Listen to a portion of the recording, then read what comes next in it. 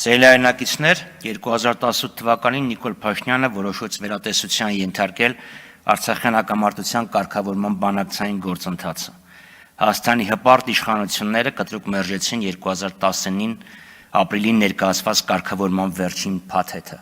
Բանակցությունները մտան փակուղի 2020 թվականի սեպտեմբերի 27-ին օգտվելով դիվանագիտության ձախողումից Հայաստանի Ադրբեջանը լայնամասշտաբ պատերազմ սկսեց Արցախի հանրապետության դեմ։ Պատերազմը չավարտվեց նոյեմբերի 10-ի կեսգիշերին, ինչ տեղ ունեցավ 23 թվականին դրա հետևանքներ։ Դեռ չեմ խոսում նրա մասին, որ պատերազմը տեղափոխվեց Հայաստանի տարածք։ Հոկտեմբերին Ադրբեջանի ցեղասպան գործողությունների հետևանքով Արցախը հաթափվեց եւ մեր 120,000 հայրենակիցները ստիպված եղան ապաստան գտնել Հայաստանում։ Այսօր Հայաստանում ապրող մեր արցախցի քույրերն եւ եղբայրները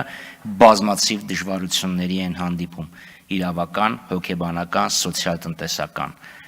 Պատահական չէ, որ նրանց մի ստվար զանգված լքել է Հայաստանը։ Բնականային ապահովման պետական աջակցության ծրագիր օրինակ ձախողվել է։ 25,000-ից 30,000 ընտանիքների մի փոքր մասն այդ ծրագրի շահառուն դարձել։ Տրամադրվող գումարը չնչինև չի կարող բավարարվել բնակարան գնելու համար, մանավանդ փոքր ընտանիքների դեպքում։ Գումարից բացի ծրագրից օգտվելու պայմաններն անհասկանալի սահմանափակումներ են ենթադրում։ Օրինակ, եթե շահառու ընտանիքների երեխաներից մեկը շնորհալի երեխա է եւ ինչ որ բարեգործի աջակցությամբ մեկնում է արտերկից սովորելու, ընտանիքը զրկվում է այդ աջակցությունից, տնից է զրկվում։ Իդեպ այդ սեփականության իրավունքի զրկելու հարցը խիստ կասկածահարույց է եւ վիճելի է, եւ նաեւ իդեպ բանկերն են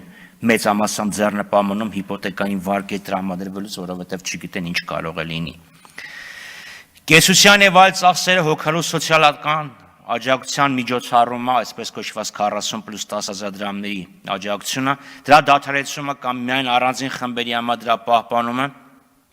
հանգեցնելու աջակցության կարիք ունեցող տեղահանվածների շրջանում սոցիալական անկանության խորացմանը։ Այս ծրագիրը իդեպ նույնպես անհասկանալի սահմանափակումներ ունի։ Օրինակ, եթե 5 տարվա մեջ ինչ որ մեկը 10 օրով այցելում է իր ազգականի տուն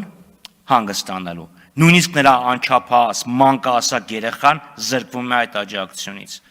Ուստի պատահական չէ, որ մեր արցախցի հայրենակիցները մարտի 29-ին շաբաթ օրը ժամը 3-ին Ազատության հրապարակում հանրահավաք են կազմակերպում բարձրացնելու իրենց սոցիալական, իրավական եւ այլ իրավունքների ոտնահարման մասին։ Պես մենք մեր բոլոր հայրենակիցներին կոչ ենք անում միանալ արցախցի մեր քույրերին եւ եղբայրներին պահանջելու կառավարությունից լուծել արցախցիների առաջև ծառացած խնդիրները, մինչեւ ապահովի նրանց վերադարձի իրավունքի եւ սեփական ճակատագիրը տնօրինելու իրավունքի իրացումը։ Շնորհակալություն։